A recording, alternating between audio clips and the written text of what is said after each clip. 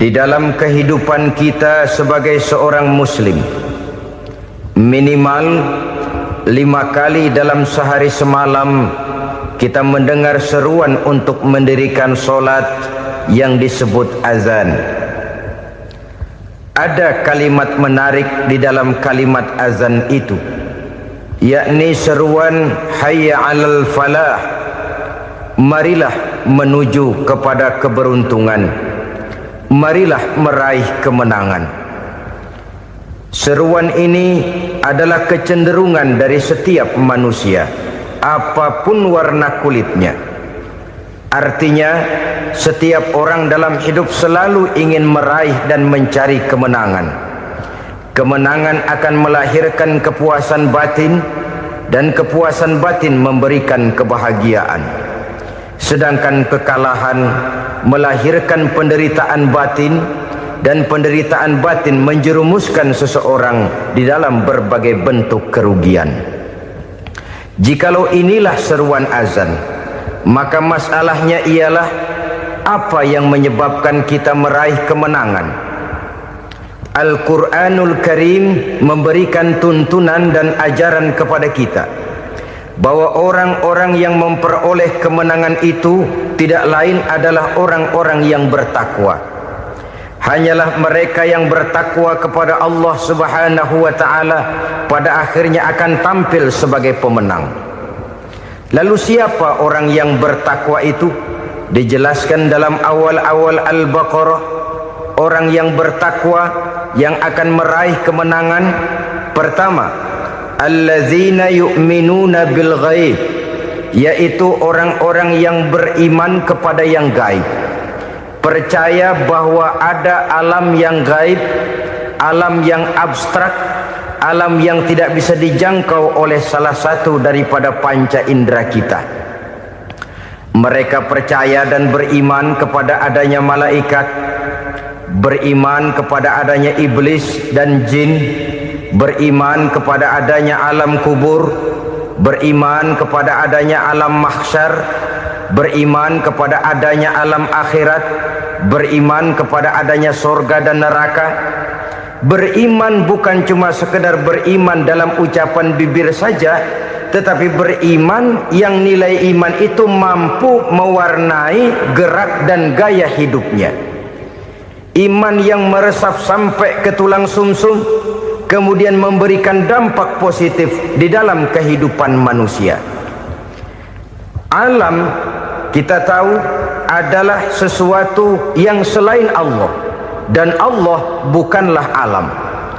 Apapun namanya selain daripada Allah, itu adalah alam. Alam pada hakikatnya terbagi menjadi dua. Ada alam syahadah, alam nyata, alam konkret, alam yang bisa dijangkau oleh salah satu indera kita. Kemudian ada alam ghaib, alam yang tidak bisa dijangkau oleh panca indera kita, alam metafisika, alam abstrak, alam yang wajib kita imani keberadaannya. Kita percaya bahwa malaikat itu ada, kita percaya kepada jin, bahwa jin itu ada, kita percaya kepada adanya iblis dan setan. Bukan percaya kepada iblis dan setannya, percaya bahwa iblis dan setan itu ada. Itu termasuk salah satu daripada sifat orang yang bertakwa kepada Allah. Saudara-saudara kaum muslimin rahimakumullah, kecenderungan pembangunan yang lebih bersifat materialistis biasanya menggeser aspek kehidupan rohani. Orang berpikir empiri, dan dalam pola pikir yang demikian maka alam gaib tidak lagi mendapat perhatian. Aspek kehidupan yang bersifat rohaniah malah mulai ditinggalkan. Akibatnya terjadilah kepincangan di dalam kehidupan kita. Pernah ada satu pengalaman pribadi dalam perjalanan kembali ke tanah air. Dalam pesawat di sebelah kanan saya duduklah seorang Jerman namanya Heiner Simonsen. Iseng saya ajak kenalan, saya ajak ngobrol, saya tanya dia. Saya bilang, Mas Henner ini. Kalau pesawat yang kita tumpangi ini jatuh ke bawah, kira-kira apa yang bakal terjadi, Mas? Dia bilang, kita semua akan mati. Begitu? Iya. Oke. Apa itu mati? Tanya saya. Dia bilang, untuk tahu apa itu mati, kita harus tahu lebih dahulu apa itu hidup. Saya pikir nih bule bisa ngomong juga. Baiklah kata saya. Apa hidup menurut Anda itu? Oh, hidup itu dia bilang, kalau seluruh anggota badan kita bekerja secara normal, paru-paru memompa darah secara normal, jantung berdetak secara normal, sel-sel tubuh bekerja secara fit, dan organisme tubuh hanya mau bekerja secara normal, dia bilang, kalau kita memberi makan yang cukup, menu yang teratur, dan gizi yang lengkap. Saya bilang, kesimpulannya apa, Ner? Dia jawab, hidup adalah dari tangan ke mulut. Life is from the hand to the mouth, kata dia. Hidup adalah dari tangan ke mulut. Jadi masalah hidup tidak lebih daripada masalah isi perut.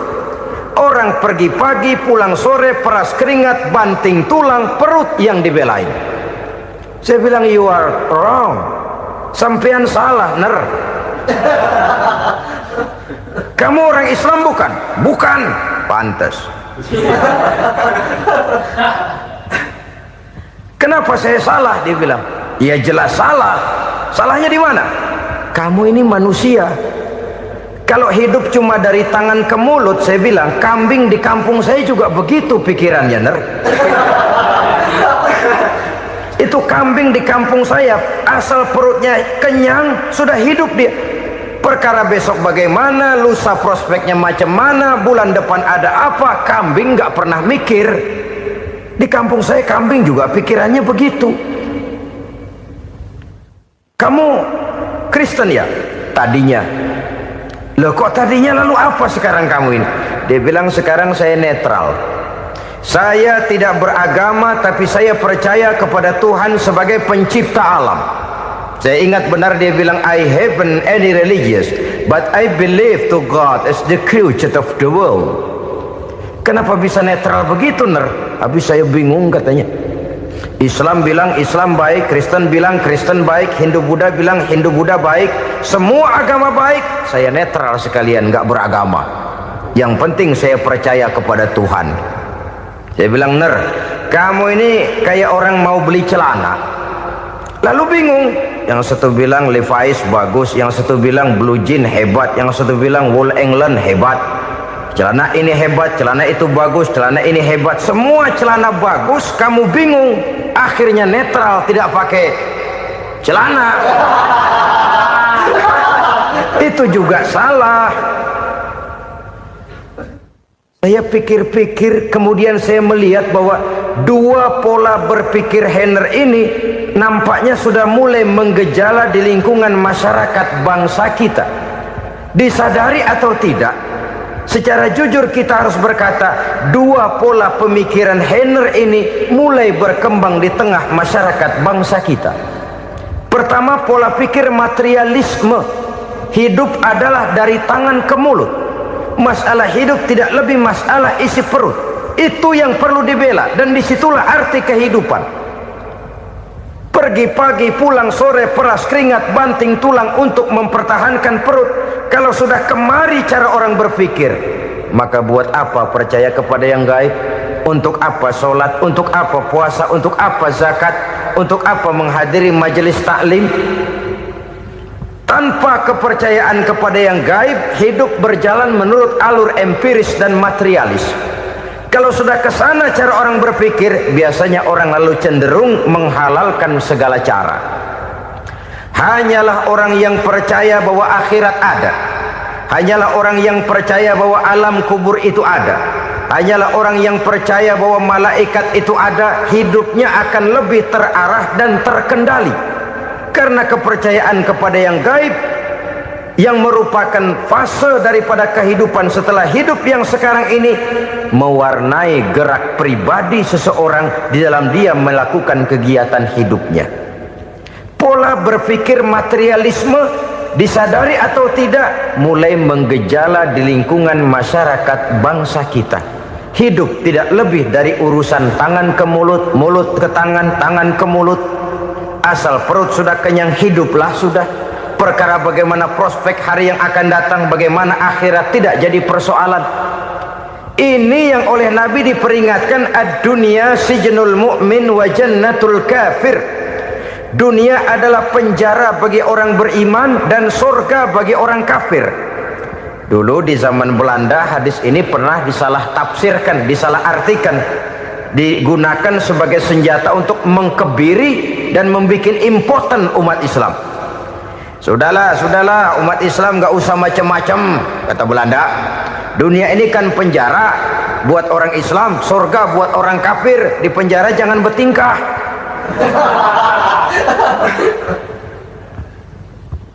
Pengertiannya tidak begitu. Dunia adalah penjara bagi orang mukmin. Artinya dalam kehidupan dunia seorang mukmin tidak bebas memperturutkan hawa nafsunya. Di penjara hawa nafsunya.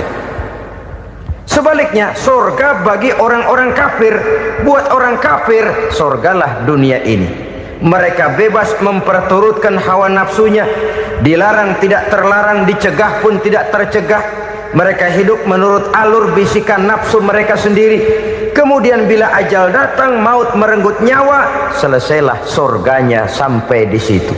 Maka bagi orang-orang yang tidak percaya kepada adanya akhirat, kepada adanya alam gaib, surganya sebatas umurnya. Sekali lagi, surganya sebatas umurnya. Bila umur selesai, ajal pun datang merenggut nyawa, selesailah sudah surganya sampai di situ. Alangkah pendeknya perjalanan orang-orang yang tidak percaya kepada alam gaib ini. Bagi kita mukmin, jikalau kita mampu memenjarakan hawa nafsu, kita bisa bahagia di dunia ini. Dan Islam memang tidak menyuruh kita sengsara di dunia. Raih dunia, kejar dunia, gapai dunia sebagai alat untuk mencapai kebahagiaan di akhirat nanti. Hidup adalah satu perjalanan panjang yang terbentang sejak kita terlahir dari alam rahim sampai kepada alam akhirat nanti. Andai kata kita gagal meraih kebahagiaan di dunia, toh kita masih punya akhirat. Tapi jangan jadi dalil yang melemahkan semangat. Biarin dah kita di dunia kebelangsak, yang penting akhirat. Akhirnya dunia benar-benar kebelangsak.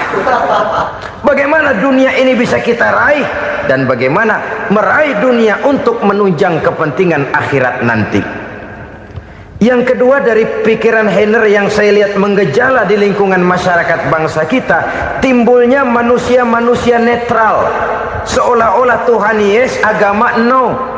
Sama Tuhan percaya, agama ogah. Tuhan ngangguk, giliran agama godeng. Padahal hampir dalam setiap ayat dalam Quran, kata-kata amanu biasanya bergandeng dengan wa amilus sholihat, iman dan amal soleh. Ini sebagai isyarat Tuhan dan agama jangan pernah dipisah-pisah. Apabila kita bertuhan, maka kita harus beragama. Apabila kita beragama, maka agama itu harus bersumberkan dari Tuhan yang kita imani itu. Tidak mungkin kita pisah, Tuhan yes, agama no. Sama Tuhan percaya tapi agama bikin sendiri. Sembayangnya cukup bengong 2 jam madep ngulon.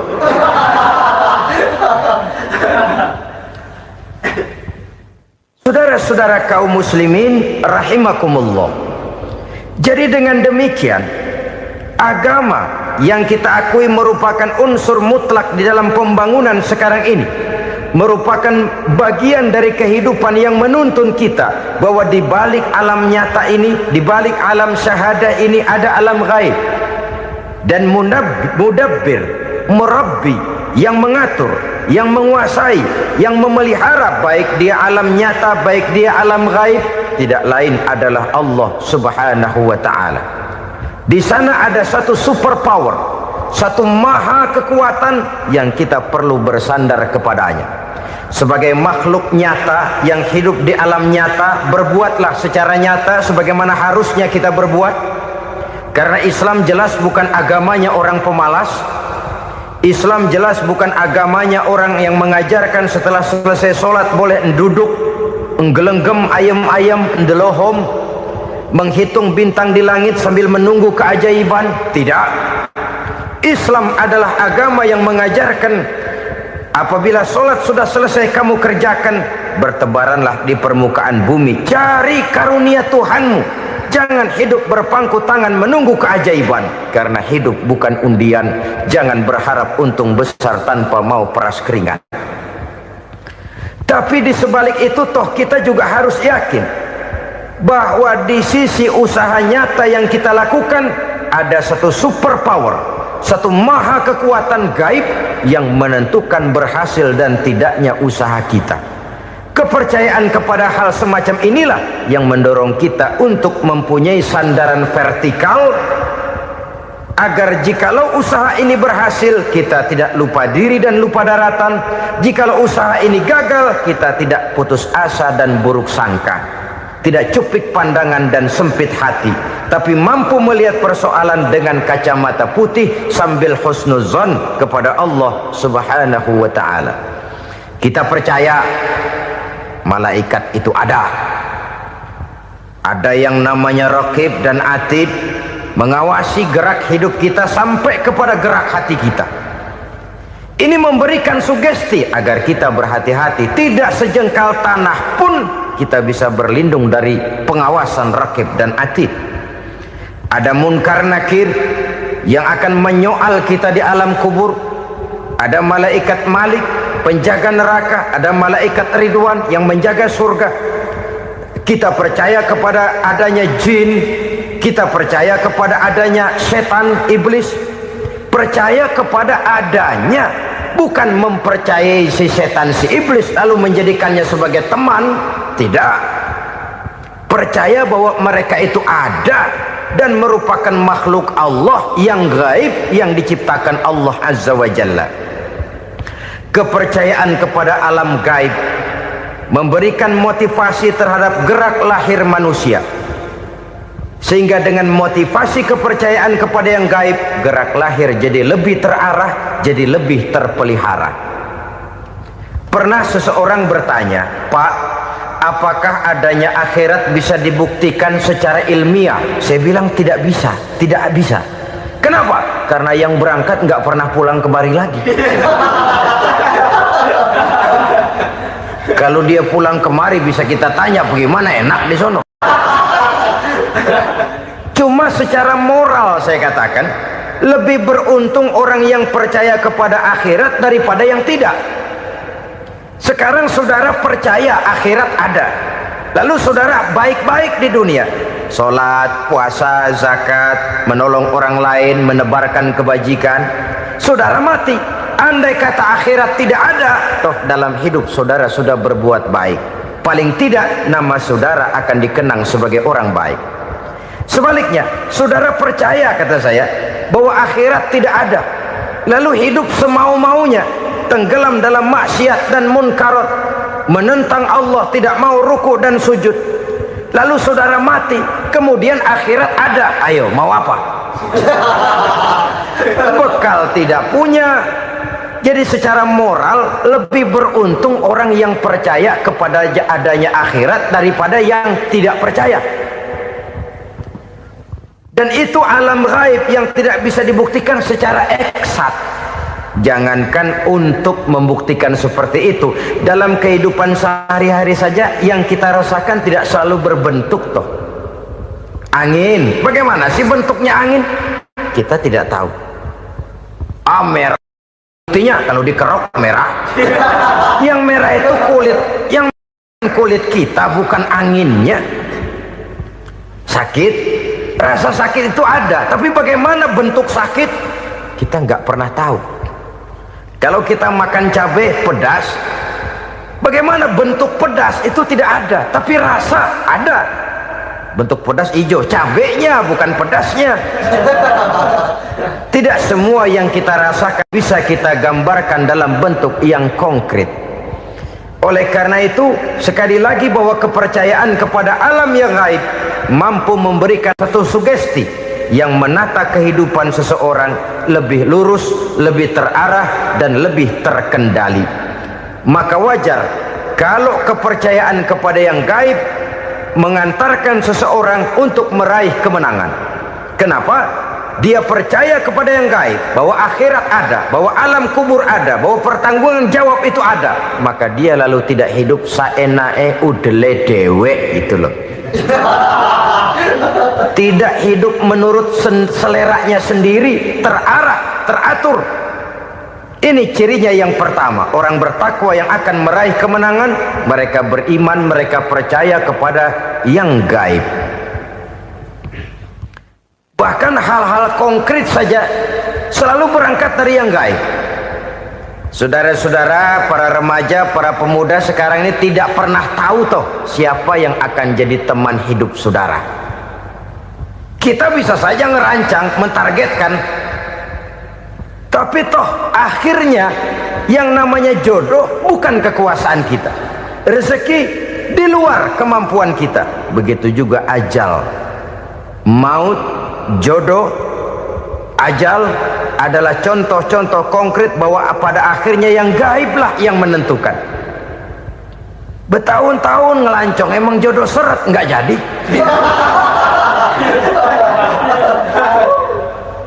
Begitu kenal baru setengah malam nginep ditangkap hansip.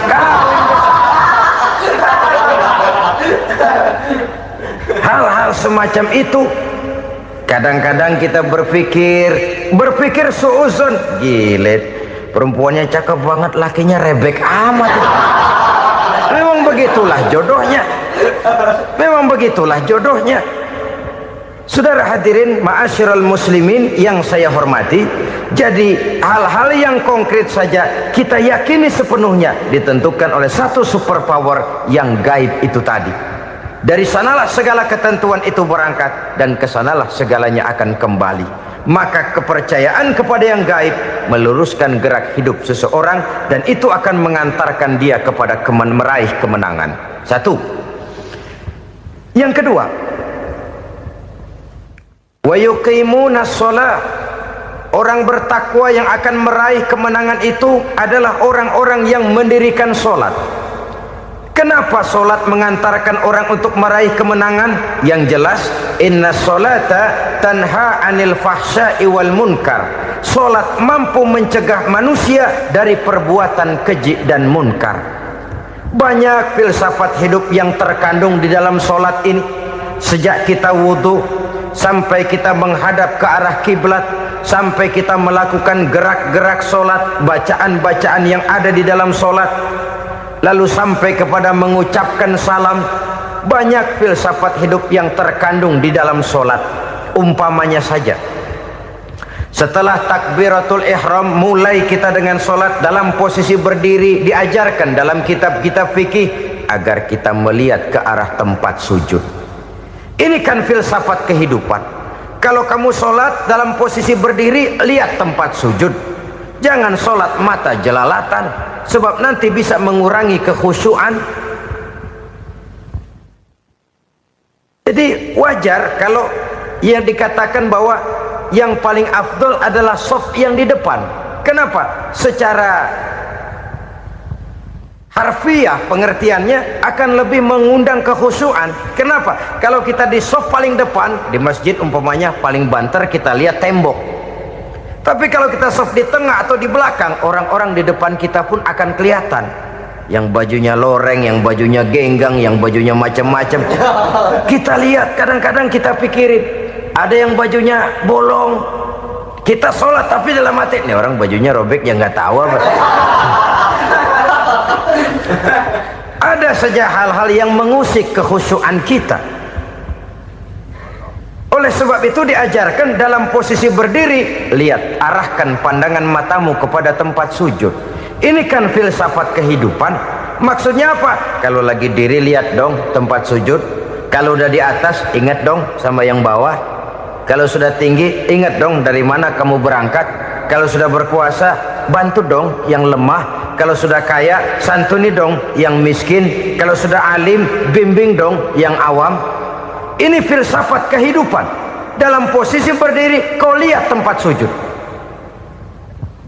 Ini akan melahirkan kepekaan sosial, di mana seseorang mau tahu kepada orang lainnya. Bagaimanapun kaya kita, tinggi pangkat dan jabatan kita, jikalau hidup hanya untuk kepentingan perut sendiri saja, rasanya belum membawa manfaat di dalam kehidupan kita. Tapi efek yang tertinggi sesungguhnya, solat mencegah manusia dari perbuatan keji dan munkar. Perbuatan keji dan munkar, walaupun kelihatannya mendatangkan uang, membawa keuntungan, tapi itu keuntungan semu, keuntungan sementara. Dengan menipu orang lain kita bisa dapat untung, tapi tidak membawa berkah, dan itu adalah kerugian besar dalam kehidupan kita. Maka untuk meraih kemenangan harus dimulai dengan membentuk kepribadian yang tegar, memiliki sandaran vertikal yang langsung kepada Allah Subhanahu wa ta'ala, dan itu hanya bisa kita tempuh melalui jalur ibadah formal yang sudah ditentukan Allah, yakni solat yang 5 waktu.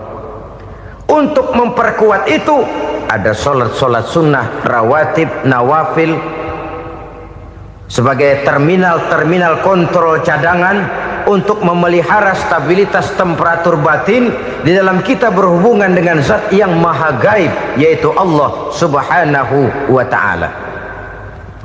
Orang sering bertanya, Pak, itu tetangga saya nggak sholat, duitnya nggak habis-habis, Pak. Nggak sholat tapi mobilnya tambah terus, nggak sholat tapi usahanya makin maju. Tapi di sisi lain ada orang yang rajin sholat, rezekinya butak bener, anaknya mana kurus, mana korengan. Saudara hadirin ma'asyiral muslimin rahimakumullah, harus saya katakan bahwa solat memang bukan untuk cari duit. Solat adalah sandaran vertikal kita kepada Allah. Sedangkan soal rezeki itu berkaitan dengan sifat Allah maha pengasih dan maha penyayang. Allah maha pengasih, siapapun dikasih kalau mau usaha. Allah maha penyayang, tidak semua orang disayang oleh Allah Azza wa Jalla. Dan belum tentu banyak harta itu merupakan nikmat. Mungkin juga istidraj. Artinya istidraj itu dikasih tapi diambulin, kalau bahasa Betawinya itu. Dikasih tapi diambulin, itu bukan merupakan nikmat sesungguhnya, lebih merupakan azab dari Allah Subhanahu wa ta'ala.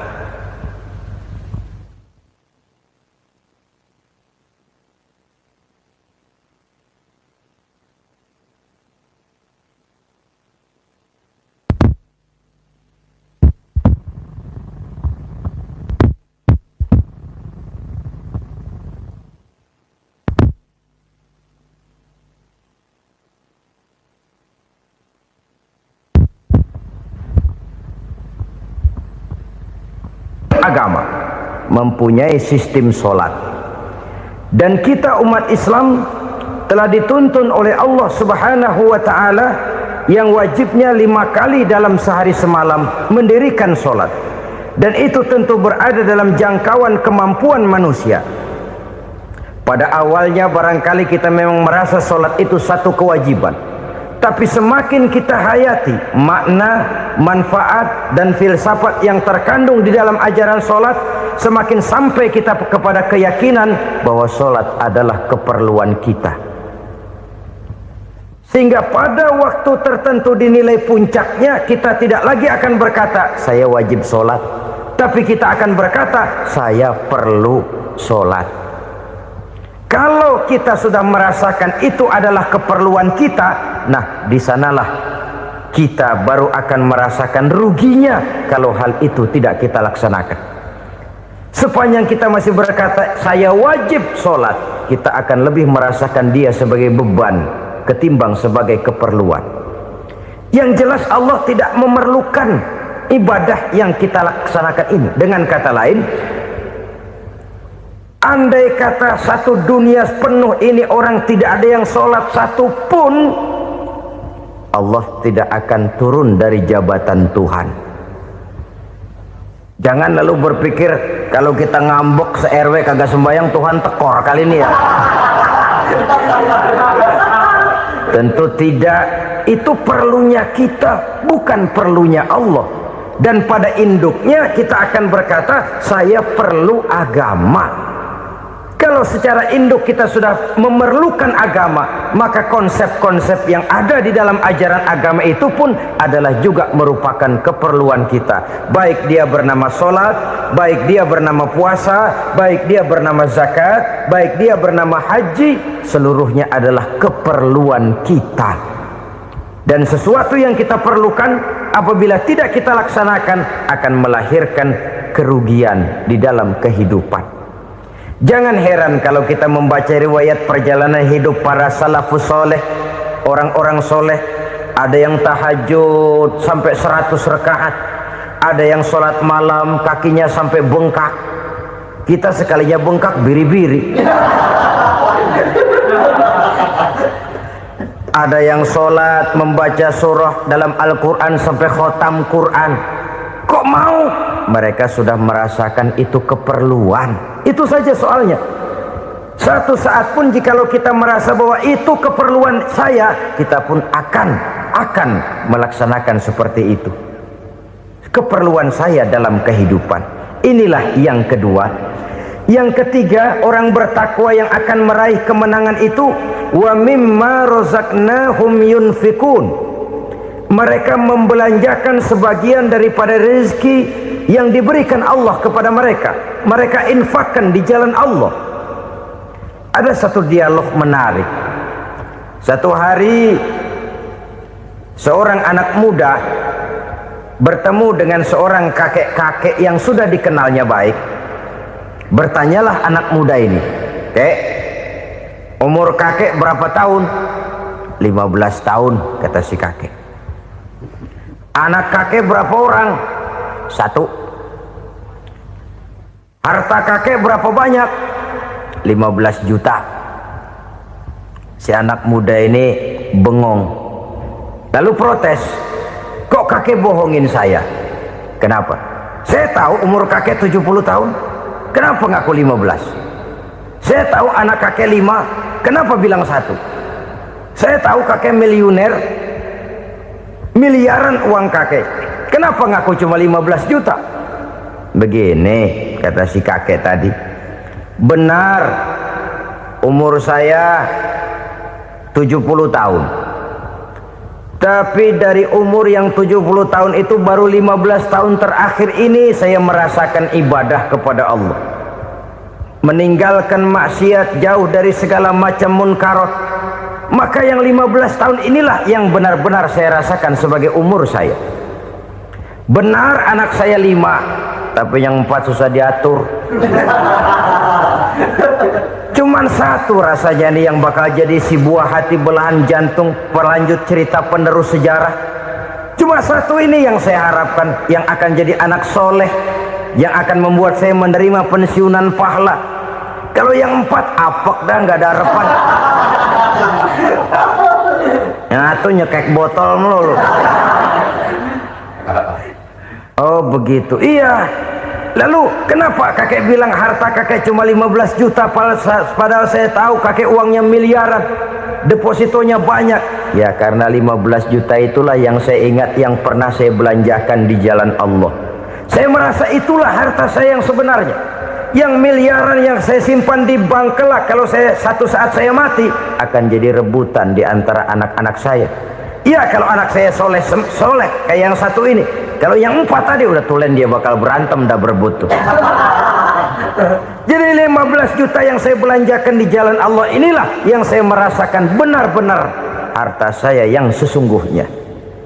Dialog ini patut menjadi bahan renungan kita bersama. Diberikan kita umur 40, 50, 60, 70, 80. Berapa tahun dari umur yang diberikan itu yang jalan mulus, yang kita gunakan untuk melaksanakan ibadah? Banyak harta kita simpan di bank, di lemari, di dompet, di tas. Tapi berapa yang sudah kita depositokan di jalan Allah yang akan menemani kita di hari kita kembali nanti? Maka orang bertakwa yang akan meraih kemenangan, wa mimma razaqnahum yunfikun, mereka membelanjakan sebagian dari rezeki yang diberikan Allah di jalan Allah subhanahu wa ta'ala. Ma'asyiral muslimin rahimakumullah, zahirnya memang kita memberikan kepada orang lain, tapi hakikatnya kita menyimpan untuk diri kita sendiri. Kita memberikan kepada yatim piatu 25.000, zahirnya kita memberikan si yatim, hakikatnya kan kita cuma nyimpan. Saya berikan, titip kepadamu, ini untuk saya di akhirat. Kau boleh belikan baju, kau boleh belikan untukmu makan, kau boleh bayarkan sekolahmu, ini untuk saya. Hakikatnya kita nyumbang masjid 1 juta, zahirnya kita berikan kepada panitia masjid, tapi hakikatnya kan cuma titip 1 juta ya untuk saya di alam kubur nanti. Silahkan kau boleh belikan semen, ini uang, belikan besi, belikan pasir, saya cuma sekedar titip untuk kepentingan saya. Hakikatnya kita cuma sekedar menitip. Sebagaimanapun pada hakikatnya, apapun yang kita miliki dalam kehidupan kan cuma sekedar hak guna pakai, bukan hak milik mutlak. Harta kita, rumah kita, kendaraan kita, kebun kita, pabrik kita, hak guna pakai saja. Hak milik mutlak cuma untuk Allah subhanahu wa ta'ala. Saudara-saudara kaum muslimin rahimakumullah, ini yang ketiga. Kemudian yang keempat, orang-orang bertakwa yang akan meraih kemenangan, allazina yu'minuna bima unzila ilaika, mereka yang beriman, mereka yang percaya kepada apa yang telah diturunkan kepadamu Muhammad, ay Al-Quran, yakni Al-Quranul Karim. Setelah percaya kepada yang gaib, mendirikan solat, kemudian menginfakkan sebagian dari rezeki yang diberikan Allah, mereka juga lalu percaya kepada yang diturunkan terhadap Nabi, yaitu tidak lain Al-Quranul Karim. Sekali lagi di sini, percaya bukan hanya sekedar percaya saja, tetapi percaya lalu menjadikan Al-Quran itu sebagai pedoman hidup. Sebab memang Al-Quran itu adalah GBHM, garis-garis besar haluan muslim. Apa yang harus kita lakukan, apa yang harus tidak kita lakukan, bagaimana mestinya kita bertingkah laku dan berbuat, seluruhnya tercantum di dalam Al-Quranul Karim.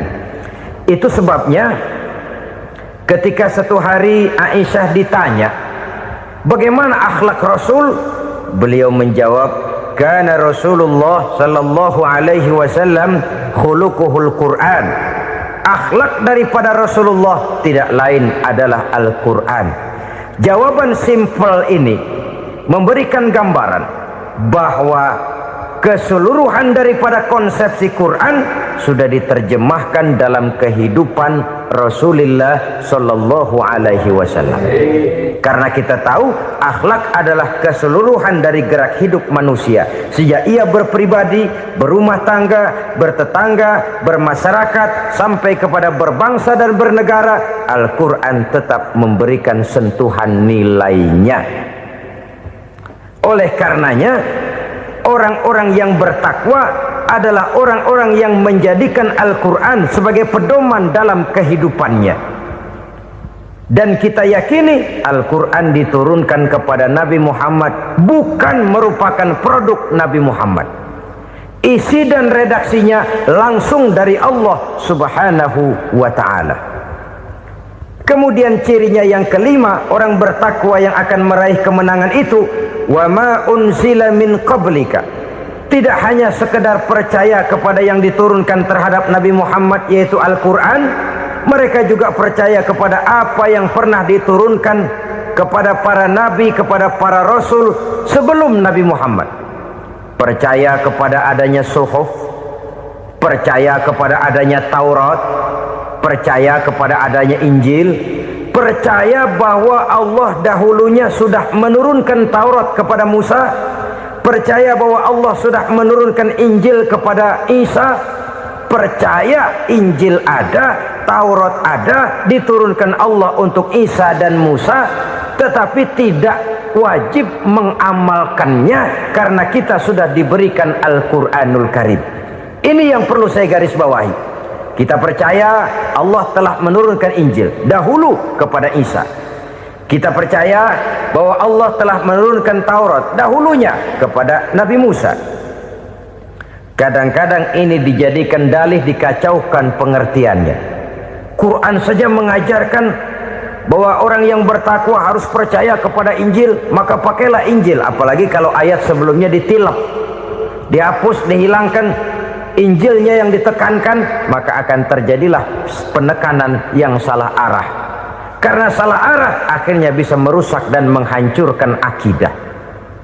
Ketika Rasul suatu saat pernah ditanya orang, "Ya Rasul, bagaimana sikap kita sebagai muslim terhadap Injil yang ada sekarang?"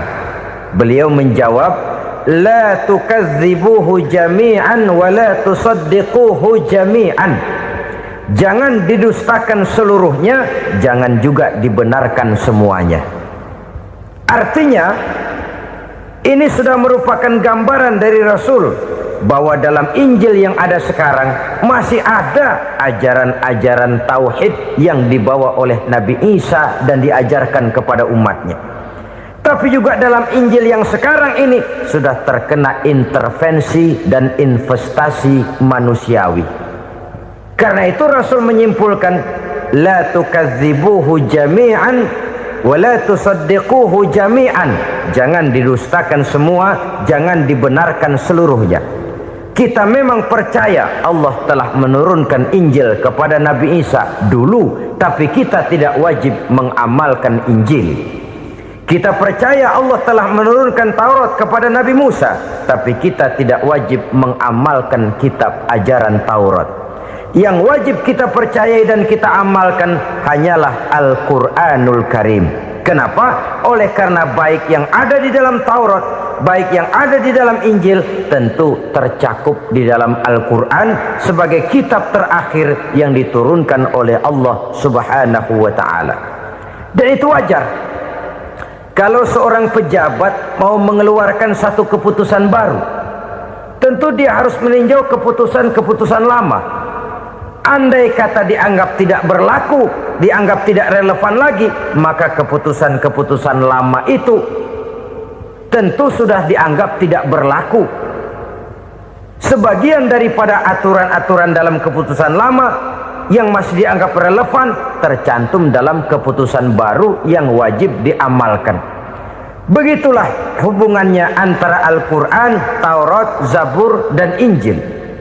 4 kitab samawi yang diturunkan Allah masing-masing kepada Zabur untuk Nabi Daud, Taurat untuk Nabi Musa, dan Injil untuk Nabi Isa alaihi wassalatu wassalam. Ketiga-tiga kitab itu kita percayai adanya. Kita yakini Allah telah menurunkan Zabur, Taurat, dan Injil, tapi kita tidak wajib mengamalkannya. Yang wajib kita mengamalkannya sekarang ini tidak lain hanyalah Al-Quranul Karim saja, karena ia mencakup apa yang ada di dalam Zabur, apa yang ada di dalam Taurat, dan apa yang ada di dalam Injil. Keotentikannya bisa dipertanggungjawabkan. Ya, tapi kan Nabi Muhammad sudah mati 14 abad yang lalu, dan di zaman beliau Al-Quran kan belum dikodifikasikan, belum ditulis. Bagaimana keotentikannya bisa dipertanggungjawabkan? Mudah saja.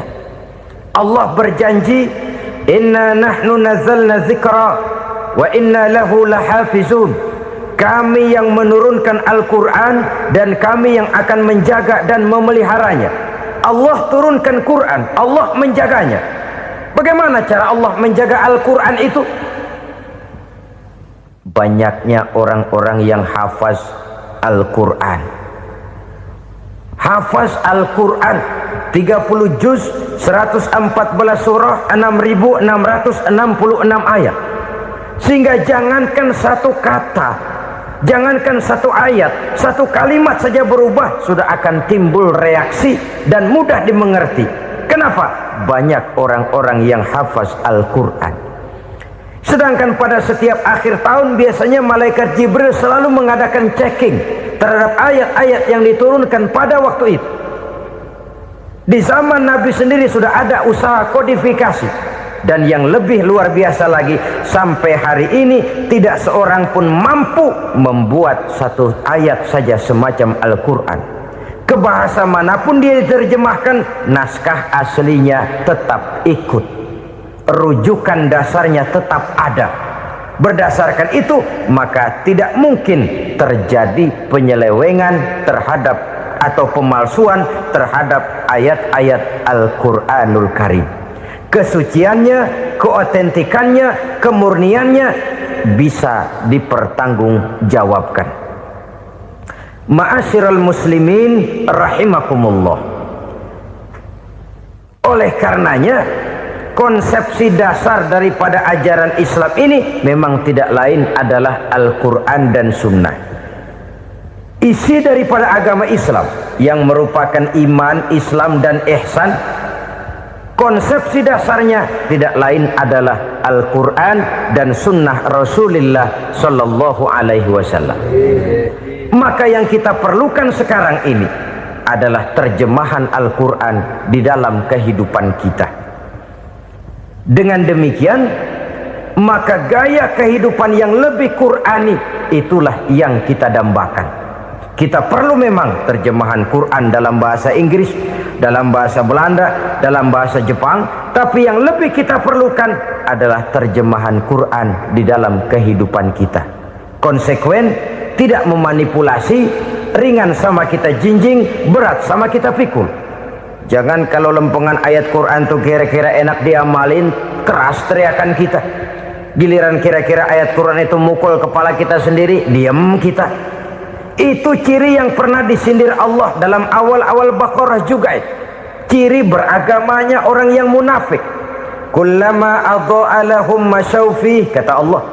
Wa iza azlama alaihim qamu. Apabila terang mereka jalan, apabila gelap mereka berhenti. Artinya, kalau kira-kira di Islam nguntungin, rame-rame pada teriak Islam. Tapi ketika diminta untuk berjuang, ketika dituntut untuk berkorban, rame-rame mengundurkan diri. Nasib agama tidak ubahnya seperti daun pisang yang dikait orang di tepi jalan lantaran tak berpayung di ketika hari hujan. Manakala hujan usailah sudah, daun itu pun dicampakkan di tepi jalan, diinjak pula orang nan lalu. Artinya, orang menjadikan agama cuma sebagai lipstick, decoration only, tidak konsekuen. Hanya pada saat-saat kelihatannya Islam membawa keuntungan, rame-rame orang teriak-teriak tentang Islam. Tapi jikalau diminta berjuang, jikalau dituntut untuk berkorban, biasanya rame-rame juga mengundurkan diri. Jangan heran kalau mayoritas hitungan kita, tapi minoritas peranan kita. Kuantitas kita dalam jumlah, tapi dalam kualitas kita lebih sering jadi penonton daripada jadi pemain. Padahal itu sangat tidak boleh terjadi. Umat Islam di Indonesia harus bangkit. Umat Islam di Indonesia harus sadar akan keberadaannya. Tidak boleh hanya jadi penonton berpangku tangan, karena memang agama kita juga mengajarkan untuk konsekuen di dalam menjabarkan ajaran-ajaran daripada agama kita. Kita sering jatuh menjadi umat yang lemah oleh karena kita ini tidak pandai menggalang kebersamaan yang diakibatkan tidak konsekuennya kita. Diistilahkan bahwa umat Islam di dalam menggalang kebersamaannya itu harus seperti orang main sepak bola. Saudara-saudara kan tahu orang main sepak bola itu. Orang main sepak bola, kalau pertandingan belum dimulai sih silakan saja kumpul di luar lapangan, atur strategi yang baik. Tapi kalau pertandingan sudah dimulai, turun ke lapangan hijau, jangan kumpul terus.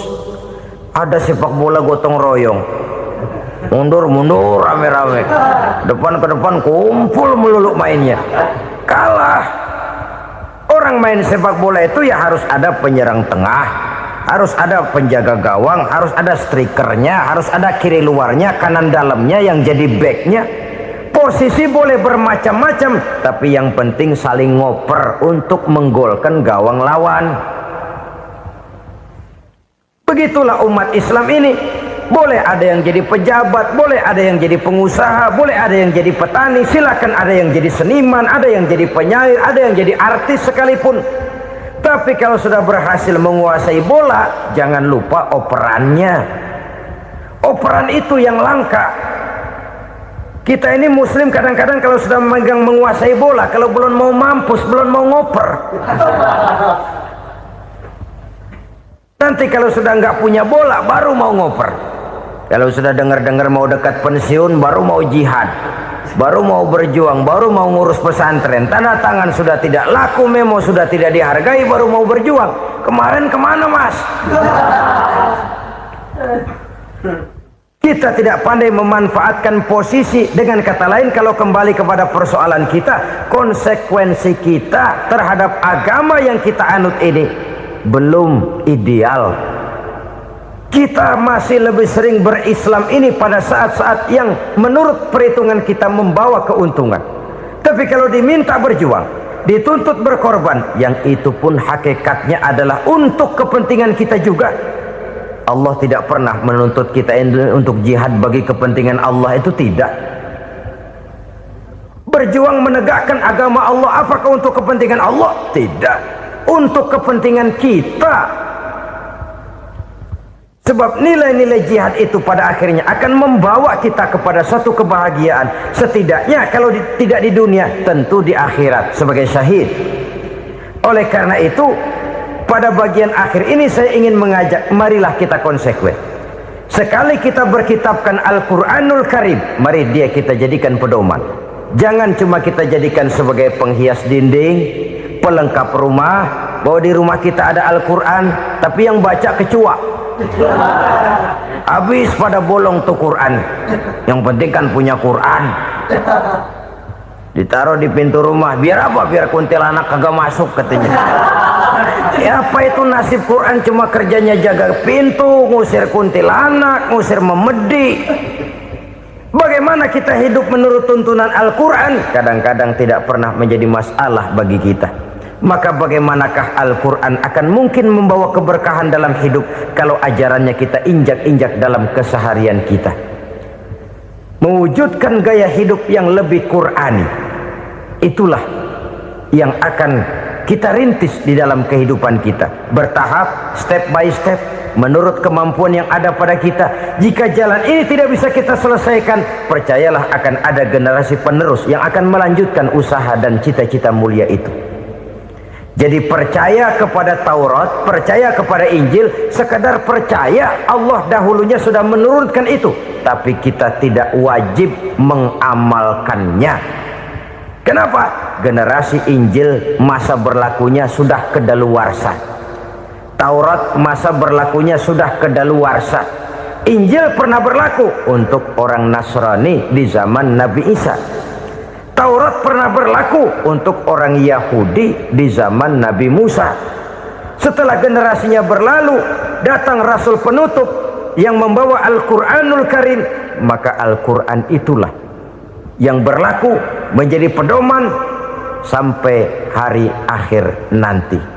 Jangan jauh dari Al-Quran, karena apabila ini kita lakukan, maka kita akan kembali kepada satu gaya hidup yang jauh dari tuntunan agama, dan itu artinya kita akan semakin jauh untuk meraih kemenangan. Saudara-saudara kaum muslimin rahimakumullah. Yang keenam, yang terakhir, orang-orang bertakwa yang akan meraih kemenangan itu wabil akhirati hum yuqinun. Mereka percaya, mereka yakin seyakin-yakinnya akan adanya hari akhir, di mana seseorang akan mempertanggungjawabkan seluruh perbuatannya di dalam hidup ini, dan tidak ada satu perbuatan yang bagaimana kecilnya sekalipun yang tersembunyi dalam pandangan manusia yang tidak akan dibukakan persoalannya di mahkamah Qadi Rabbul Jalil di akhirat nanti. Itulah sebabnya maka percaya kepada akhirat disebut secara khusus. Padahal di awal tadi sudah dijelaskan yu'minuna bil ghaib, percaya kepada alam gaib, dan alam gaib ini termasuk akhirat. Kenapa pada bagian akhir disebut lagi akhirat?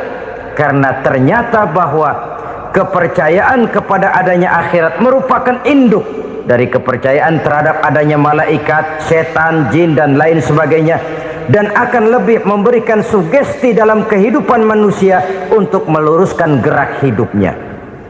Jikalau satu saat tergerak hati akan berbuat kejahatan, ingin mencuri, sadarlah, awas ada akhirat. Sebab kalau kita cuma teriak awas ada polisi, itu cuma tertunda sementara. Begitu polisi meleng, embat.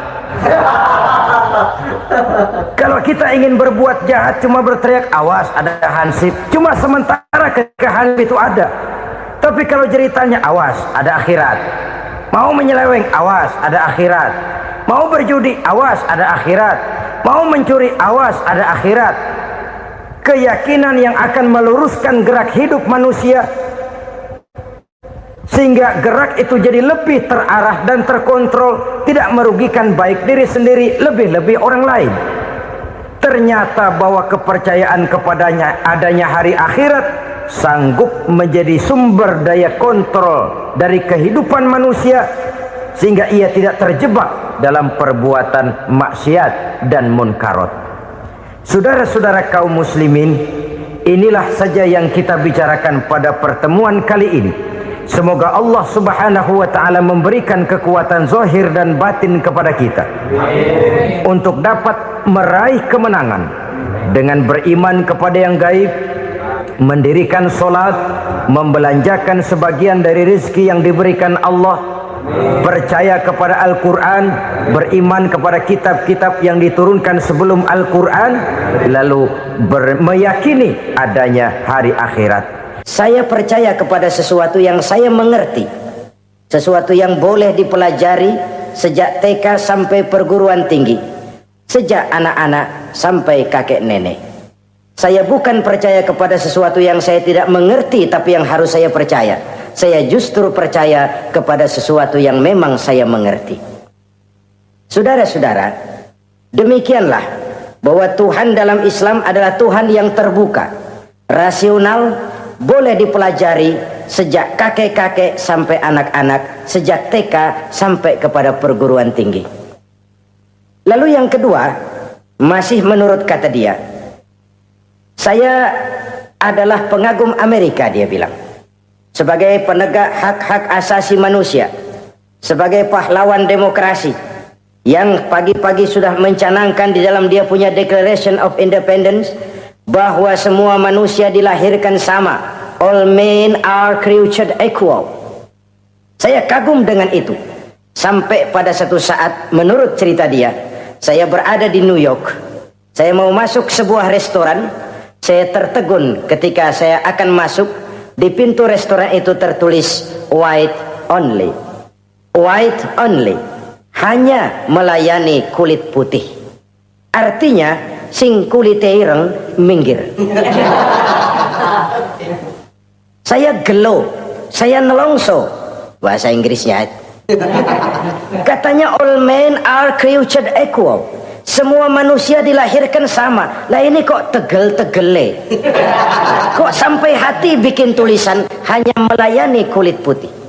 Sampai saya melihat dalam Islam ini betapa si kulit putih dan si kulit hitam duduk saling berdampingan. Masjid menjadi simbol semangat kebersamaan mereka. Siapapun masuk masjid, buka sepatu. Di sana mereka menghadap ke arah yang sama, menyembah Allah Tuhan yang sama, mengikuti cara Rasul yang sama, melakukan gerak yang sama, membaca bacaan yang sama, dengan bahasa yang sama. Persaudaraan seperti inilah yang lama saya dambakan. Ini kenapa saya memilih Islam. Saudara-saudara kaum muslimin, saya ingin menggunakan cerita ini sebagai pengantar bahwa salah satu misi Islam memang membebaskan manusia dari ras diskriminasi. Nabi menyatakan, innallaha la yanzuru ila suwarikum wa amwalikum, walakin yanzuru ila qulubikum wa a'malikum. Sungguh Allah tidak melihat tampangmu, Allah tidak melihat potonganmu, Allah juga tidak melihat hartamu. Yang Allah lihat adalah hati dan amal perbuatanmu. Islam membebaskan manusia dari ras diskriminasi. Dari manapun orang datang, apapun warna kulitnya, dari suku apapun ia dilahirkan, akidah mengikatnya dalam satu persaudaraan yang mesra, persaudaraan Islam. Nilai manusia dengan demikian bergantung kepada ketakwaannya. Takwa, seperti kita tahu, adalah bahasa Quran yang sudah menjadi bahasa kita. Sedemikian sering kalimat ini dipakai, sampai-sampai ia mengalami pergeseran dari arti yang sebenarnya. Takwa, sejauh yang kita baca dari peninggalan para ulama kita, mempunyai konotasi imtithalul awamir wajtinabun nawahi. Melaksanakan seluruh yang diperintah Allah dan meninggalkan semua yang dilarangnya. Apa perbedaan prinsipnya? Kalau melaksanakan perintah itu sesuai dengan kemampuan, tapi menjauhi larangan itu mutlak. Enak kalau ada ayat jauhilah larangan Allah semampu kamu, enak. Yang semampu kita itu melaksanakan perintah, tapi kalau sudah meninggalkan larangan mutlak, jauhi, tinggalkan. Disitulah nilai ketakwaan seseorang. Ini kan enggak, karena takwa digunakan oleh semua orang, akhirnya artinya bergeser. Semua ngomong takwa. Pejabat kalau dilantik bertakwa, bertakwa, bertakwa, sampai membleh bertakwa. Setelah pelantikan mata takwa ngalor dia ngidul. Harus dikembalikan kepada pengertian asalnya. Takwa itu adalah komitmen seseorang kepada perintah Allah dan komitmen meninggalkan yang dilarangnya sesuai dengan kemampuan. Di situ nilai manusia dalam pandangan Allah. Yang tadi Nabi katakan, Allah nggak lihat potongan kita, Allah nggak lihat harta kita. Yang Allah lihat adalah hati dan amal perbuatan, dan itulah takwa itu.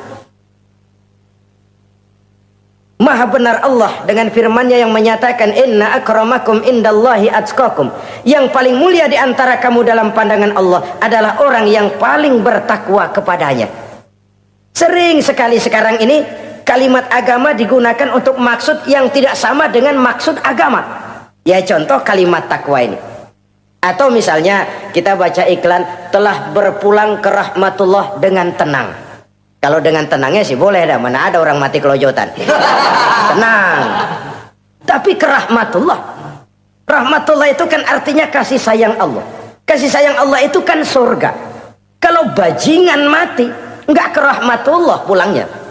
Kalau mau jujur mestinya telah pulang ke neraka. Kalau mau jujur, kalau mau pakai bahasa netral sopan, telah berpulang. Begitu sajalah. Pulang kemana? Ya sesuai dengan amalan dia. Tapi kita kadang salah kaprah menggunakan kalimat rahmatullah untuk yang tidak baik. Termasuk di dalamnya penggunaan kalimat takwa ini.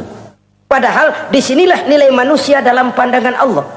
Kalau manusia dinilai dari potongannya, oh bintang film nomor 1 masuk surga. Kalau manusia dinilai dari hartanya, konglomerat nomor 1, kita mau belakangan, buncit banget gitu. Allah maha benar.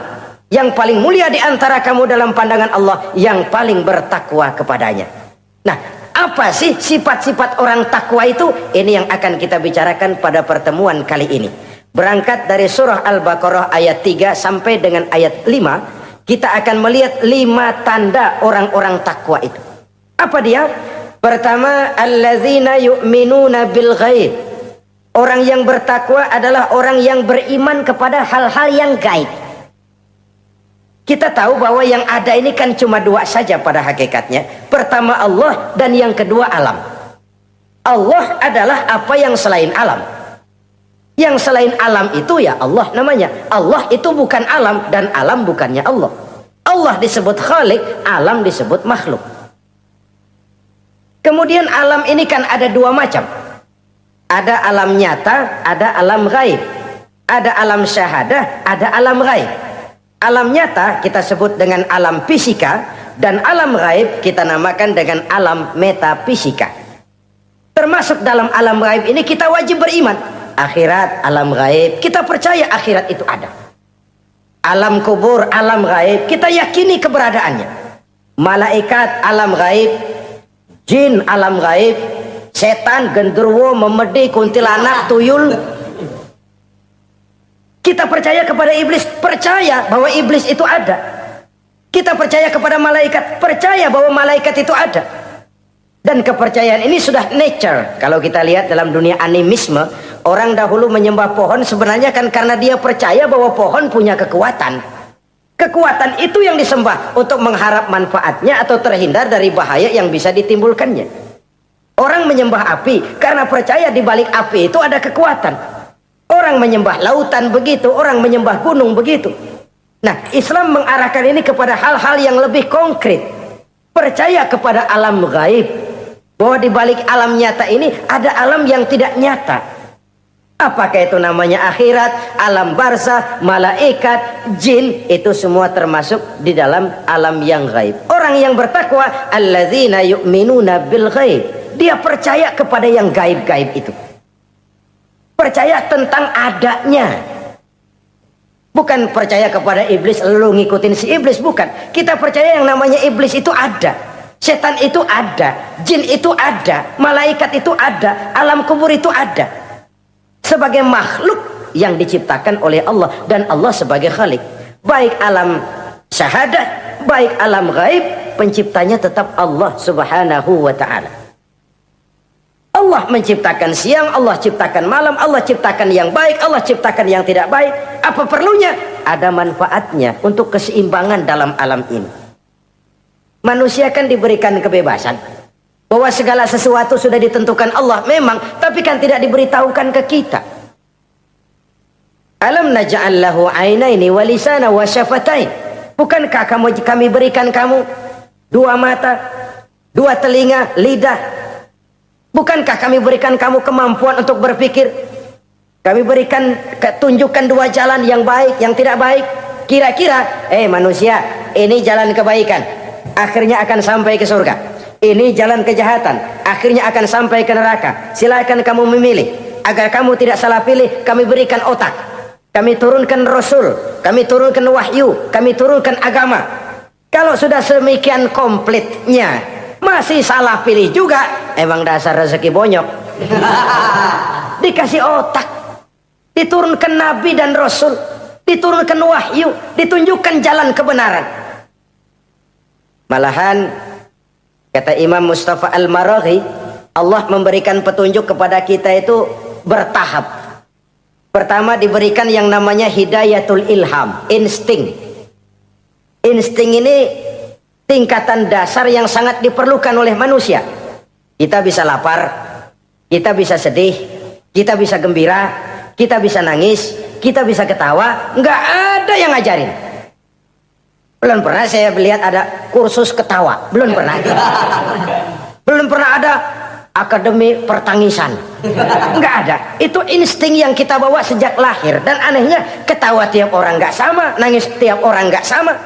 Itu insting. Bayangin kalau itu nggak ada. Kita nggak bisa sedih, nggak bisa gembira, kita nggak bisa ketawa, nggak bisa nangis. Polos hidup ini, kayak boneka. Nggak ada insting. Nah, ini juga diberikan kepada binatang. Binatang kan cuma instingnya insting rendah. Binatang marah bisa marah. Tapi perasaan mulia binatang nggak punya. Kepengen dipuji, kan kagak ada binatang. Dia cuma punya perasaan-perasaan rendah. Marah, pengen tahu kebo kita sodok, marah dia. Perasaan rendah, lapar, binatang punya. Kenyang, binatang punya. Tapi perasaan tinggi, binatang nggak punya. Kepengen hidup lebih baik, nggak ada. Kepengen hidup terhormat, nggak ada. Senang kalau dipuji, nggak ada. Coba dah kebo kita puji habis-habisan, diam aja dia. Waduh, lu Bo bukan main Bo, hebat bener. Ya tetap aja kebo. Atau kita caci maki, nggak bakal dia marah. Ini perasaan tinggi, ingin lebih baik, ingin lebih terhormat, senang kalau dipuji, marah kalau dicaci. Itu perasaan tinggi yang hanya diberikan kepada manusia. Manusia dipuji senang, dicaci marah. Orang kita puji walaupun wah kamu hebat bener, walaupun dia bilang ah kamu bisa aja, tapi kupingnya tetap aja mekar. Senang kalau dipuji. Insting yang rendah diberikan juga kepada binatang, tapi bukan insting yang tinggi. Ini petunjuk pertama. Dengan itu kita punya perasaan dasar untuk mengagumi, untuk sedih, untuk gembira dan sebagainya. Setelah insting kita diberikan panca indera yang kerjanya juga nggak sama. Penciuman dengan pendengaran dengan penglihatan kan nggak sama. Yang enak buat kuping belum tentu enak buat hidung. Orang buang angin kalau ditinjau dari segi bunyi enak buat kuping, tapi hidung kan kelabakan. Kerjanya nggak sama. Panca indera ini penting sebagai kesiapan untuk melayani insting. Persiapan melayani insting. Cukupkah? Tidak. Binatang juga diberikan panca indera. Bahkan kadang-kadang panca indera binatang lebih tajam daripada panca indera manusia. Nah, lalu diberikan yang ketiga, ini yang membedakan manusia dari binatang. Apa? Hidayah berupa akal, pikiran. Dengan ini coba kita lihat. Manusia bikin rumah, burung bikin rumah. Tapi bandingkan, rumah burung dari tahun atu, ya gitu-gitu aja. Tapi rumah manusia, Masya Allah, modelnya macam-macam. Ada yang kita dari jauh nggak ngerti, ini celengan apa rumah orang ini, bundar begini. Binatang bikin rumah, manusia bikin rumah. Binatang bikin rumah dengan insting, manusia bikin rumah dengan otak. Hasilnya berbeda. Manusia tidak punya sayap, tapi dengan otaknya dia bisa terbang lebih tinggi dari burung. Manusia tidak bernapas dengan insang, tapi dengan otaknya dia bisa nyelam lebih dalam daripada ikan. Ini kelebihan manusia dari binatang, diberikan otak. Belum cukup rupanya otak, karena otak ini penemuannya relatif. Apa yang dianggap hari ini benar, besok udah nggak benar. Apa yang hari ini otaknya bilang baik, besok dia bilang jelek. Apa yang hari ini otaknya bilang katakan jelek, besok dia bilang baik. Yang relatif tidak bisa dijadikan pegangan. Maka Allah lalu memberikan yang keempat, Hidayatuddin namanya, petunjuk berupa agama. Diberikan insting, diberikan panca indera, diberikan otak, lalu diberikan agama. Turun para rasul yang 25 itu yang merupakan mata rantai yang berkaitan, tidak terpisah. Misi samawi, semuanya sama bersumber dari Allah yang satu itu. Setelah agama datang, masih ada yang lebih penting. Apa? Hidayah yang disebut taufik. Persesuaian kehendak antara kita dengan Allah. Kalau taufik tidak datang, kalau taufik tidak dapat, Kan'an saja anak Nabi Nuh kufur. Anak Nabi tidak dapat taufik namanya itu. Agama turun, bapaknya Nabi. Bapaknya Nabi. Azar, ayahnya Nabi Allah Ibrahim, tidak mendapat taufik. Lalu Abu Jahal, Abu Lahab, pamannya Nabi, tidak mendapat taufik. Lalu istrinya Nabi Lut tidak mendapat taufik. Bayangkan ini, anak Nabi, paman Nabi, bapak Nabi, istri Nabi. Taufik inilah yang hak prerogatif Allah. Insting semua dikasih, panca indera semua dikasih, otak semua dikasih, agama kepada semua diturunkan. Tapi taufik ini hak prerogatif Allah. Lah kita ini bersyukur, ponakan Nabi aja bukan dapat taufik. Tidak sekedar mendengar Islam, mendengar agama, tapi mengikuti agama itu sendiri. Inilah institusi-institusi yang diberikan Allah kepada kita. Jadi kalau sudah begini lengkap, manusia, nih aku kasih, tempuh jalan ini, masih salah juga, dasar sableng. Pantas kalau Allah mengadili, pantas kalau Allah memberikan sanksi. Kenapa? Rasul udah turun, otak dikasih, panca indera dikasih, peringatan dikasih, masih salah juga. Pantas dong kalau diadili.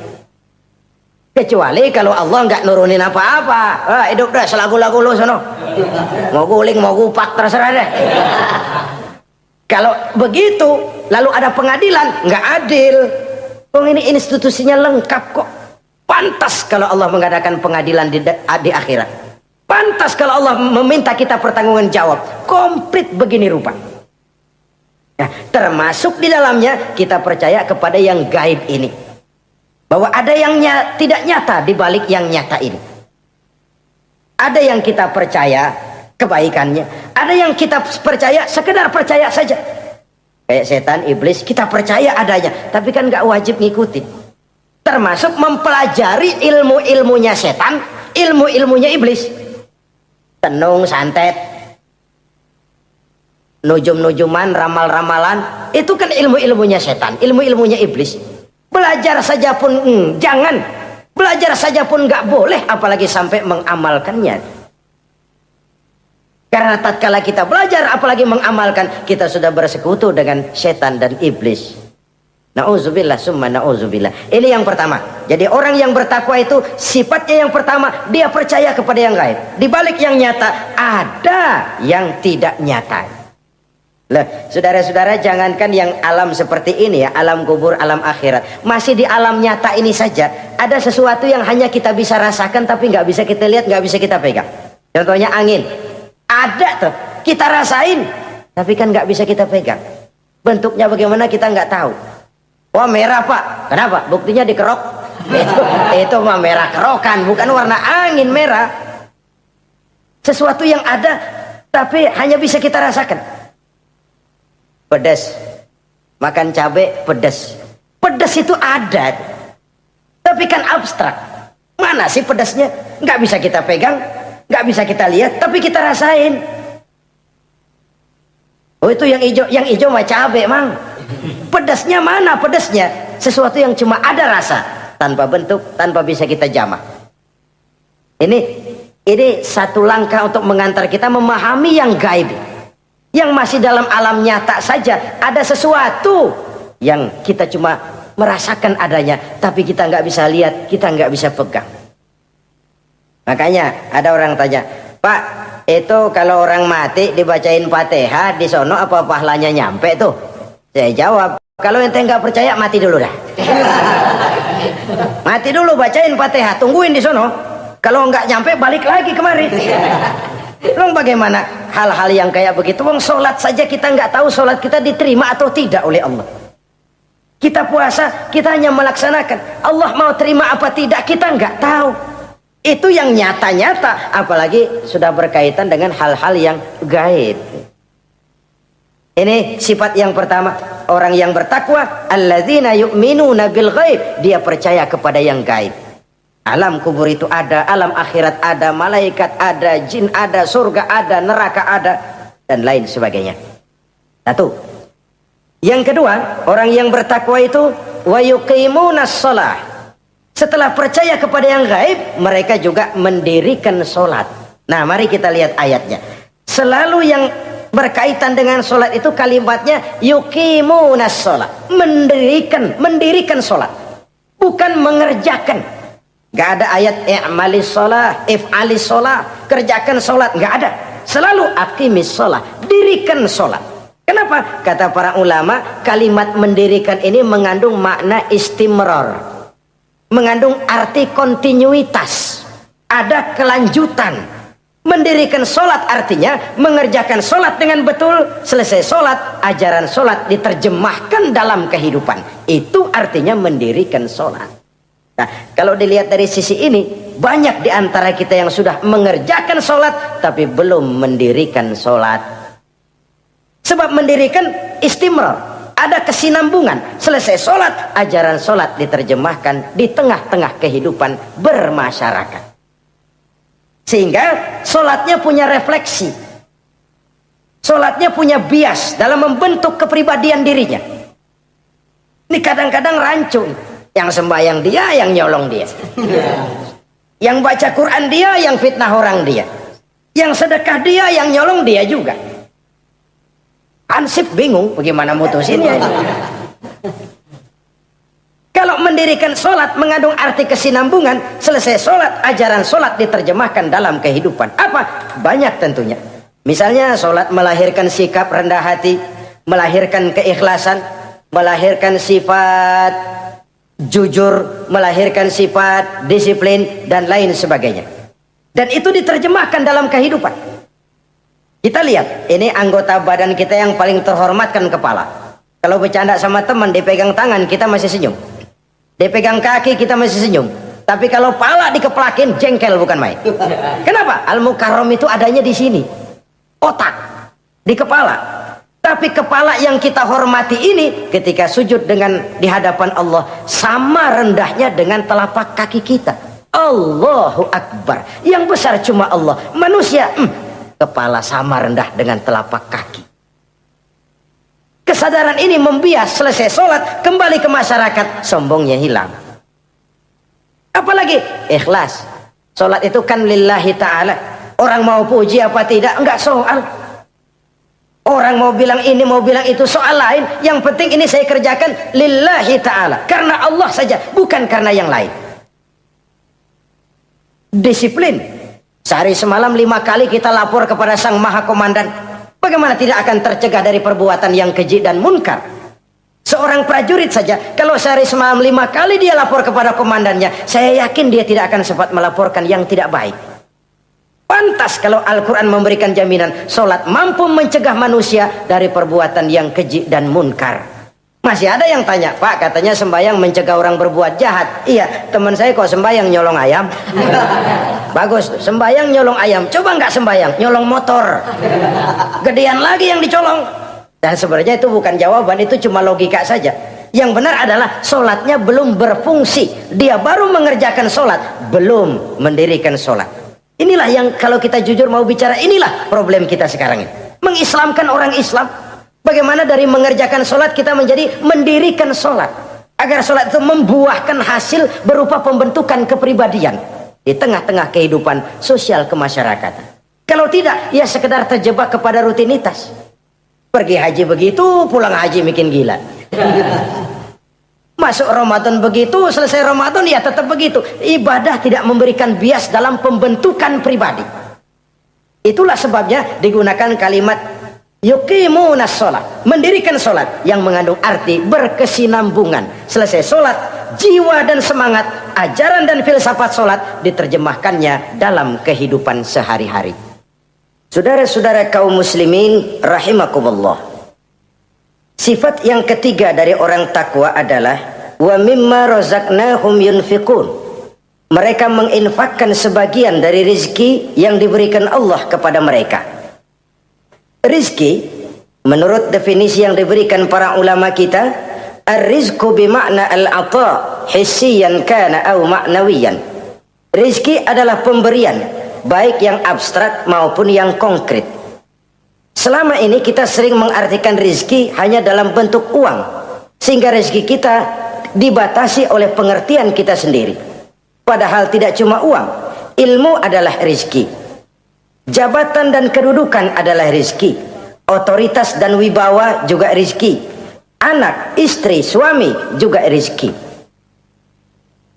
Ketika ayat ini mengatakan wa mimma razaqnahum yunfiqun, mereka menginfakkan sebagian dari rizki, yang dimaksud di sini adalah rizki yang konkret dalam bentuk materi, uang, benda dan lain sebagainya. Orang yang bertakwa sadar benar, dari Allah rizki datang, ke jalan Allah rizki dibelanjakan. Semakin kita rajin membelanjakan rizki di jalan Allah, biasanya akan semakin mengalir rezeki dari Allah. Semakin bakhil kita, kadang-kadang rezeki juga malas deketin kita. Yang keempat, orang yang bertakwa itu alladzina yu'minuna bima unzila ilaika wa ma unzila min qablik. Mereka beriman, mereka percaya kepada apa yang diturunkan terhadap Muhammad, yaitu Al-Quran, wa ma unzila min qablika, dan apa yang telah diturunkan sebelum kamu, yaitu Taurat, Zabur dan Injil. Orang yang takwa percaya bahwa Allah dahulu telah menurunkan Taurat kepada Musa, Allah telah menurunkan Zabur kepada Nabi Daud, Allah telah menurunkan Injil kepada Nabi Isa.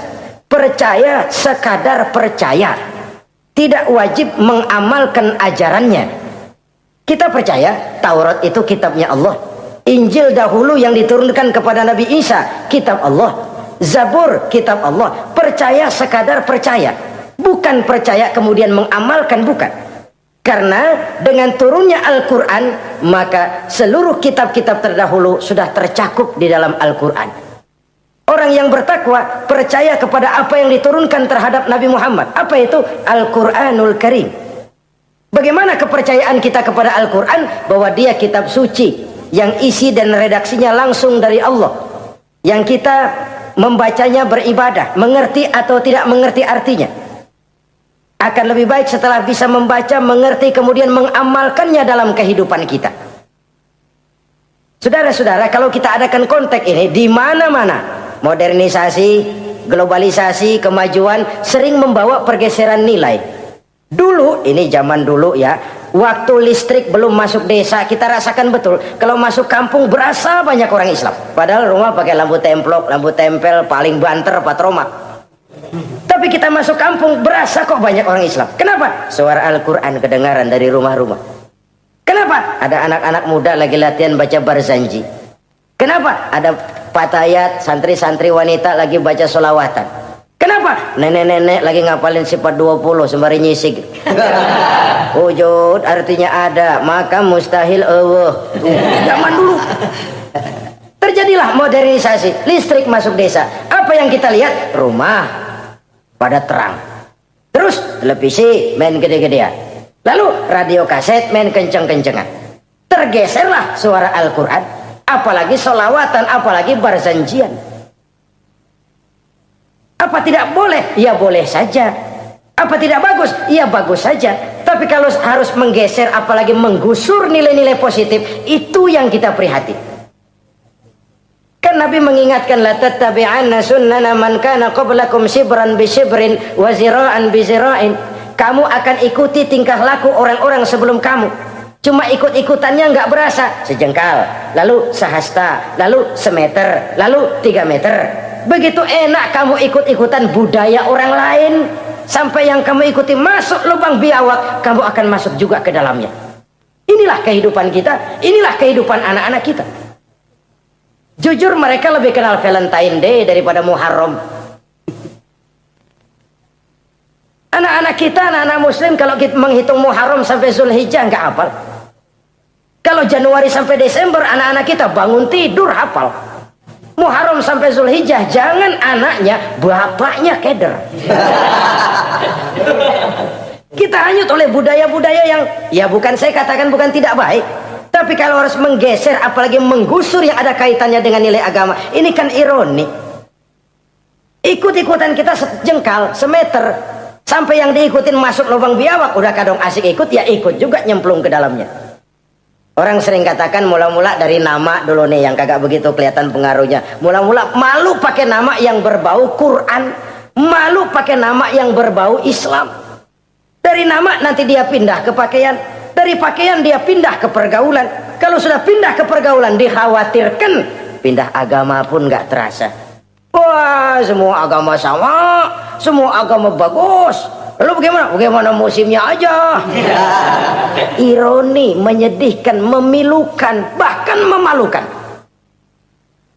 Yang tidak boleh kan fanatik kepada guru, yang tidak boleh kan fanatik kepada suku. Kalau kepada agama fanatik itu wajib, dalam arti bukan sempit, berpegang teguh kepada agama. Satu sikap yang wajar, bahwa penganut suatu agama menganggap cuma agamanya yang benar.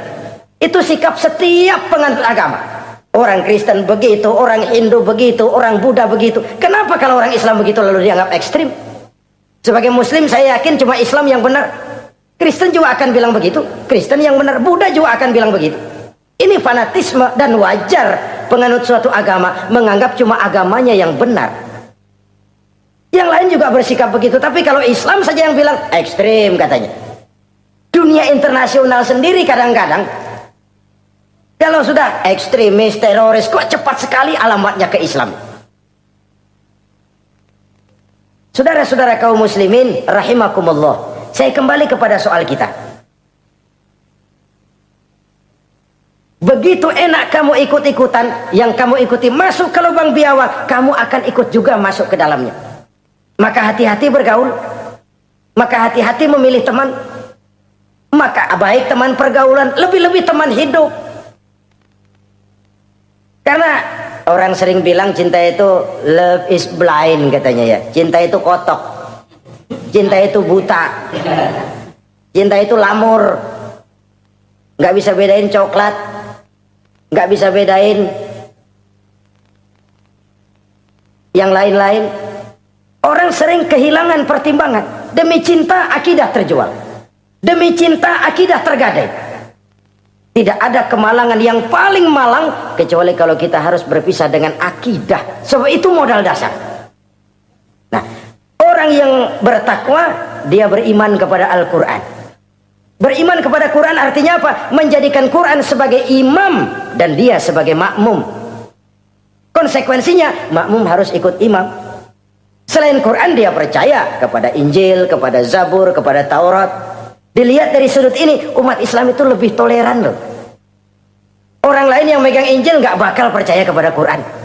Orang lain yang memegang Taurat nggak akan percaya kepada Quran. Tapi orang yang megang Quran, dia percaya kepada Injil, dia percaya kepada Taurat. Dari sudut ini kan kita lebih toleran. Allah dahulu menurunkan Injil kepada Isa. Yang Injil itu yang kita percaya. Yang Allah turunkan kepada Isa. Yang Allah turunkan Taurat kepada Musa. Bukan yang telah terkena intervensi dan investasi manusiawi. Dan percaya pun terbatas percaya kepada adanya, bukan kepada mengamalkannya. Kenapa? Karena ordenya udah lewat. Kita percaya Bung Karno adalah presiden pertama Republik Indonesia. Tapi kan udah lewat. Udah lewat. Kita percaya Bung Karno presiden pertama Republik Indonesia. Tapi kan udah lewat, udah selesai. Begitulah kita mempercayai Taurat, mempercayai Injil. Ada, kita percaya, tapi kan udah selesai misinya. Yang berlangsung sampai akhirat nanti adalah Al-Quranul Karim. Orang yang bertakwa meyakini itu. Ini yang keempat. Yang kelima, wabil akhirati hum yuqinun. Mereka yakin, orang bertakwa ini, kepada adanya akhirat. Kalau itu kan gampang, semua orang juga yakin. Loh, bukan sekedar yakin, sekedar percaya. Yalah, percaya kepada Allah, percaya kepada akhirat, pokoknya percaya. Bagaimana? Ya begitu, pokoknya percaya. Bukan itu. Kepercayaan yang memberikan refleksi. Iya ya, akhirat ada. Ada hidup sesudah mati, ada akhirat sesudah dunia. Saya memang benar kepengen cepet kaya, tapi kalau nipu orang nanti di akhirat bagaimana? Ini loh. Saya memang benar kepengen cepat naik pangkat, tapi kalau mesti jilat atas injak bawah, sikut kiri kanan, teman jadi lawan, lawan jadi teman, di akhirat saya bagaimana? Ini loh percaya akhirat itu. Saya memang benar kepengen cepat kaya, tapi kalau makan renten nanti di akhirat bagaimana? Kepercayaan yang mewarnai gerak kehidupan. Kalau percaya sekedar percaya, yang buta campur budak juga percaya akhirat ada. Tapi kan kepercayaan yang memberikan refleksi, mewarnai gerak hidup kita. Loh, enggak gitu. Orang yang percaya akhirat itu gayanya enggak gitu. Orang yang percaya akhirat itu sikapnya enggak gitu. Orang yang percaya akhirat jalannya enggak gitu. Orang yang percaya akhirat ngomongnya enggak asal ngomong. Kepercayaan yang memberikan refleksi terhadap gerak hidup. Nah, ini refleksi dari sifat-sifat takwa. Saudara-saudara, kalau itulah sifat-sifat orang takwa, lalu terhadap mereka yang takwa ini, karunia apa yang diberikan Allah? Apa keutamaan mereka? Mari kita kutip beberapa ayat. Pertama, ini janji Allah ya. Wa may yattaqillaha yaj'al lahu makhraja. Siapa yang bertakwa kepada Allah, maka ia akan diberikan jalan keluar dari segala macam kesulitan. Masya Allah. Orang takwa itu kan orang yang dekat dengan Allah. Kalau sudah dekat dengan Allah, everything is running well. Apa yang nggak selesai? Impossible, kata otak. Tidak mungkin, kata rasio. Mana bisa menurut kebiasaan. Tapi orang yang takwa selalu saja ada jalan keluar. Selalu diberikan Allah jalan keluar. Ini yang faktor yang irasional, faktor yang non komputer, faktor yang samawi. Allah yang mau, ada saja jalan keluar. Coba. Waktu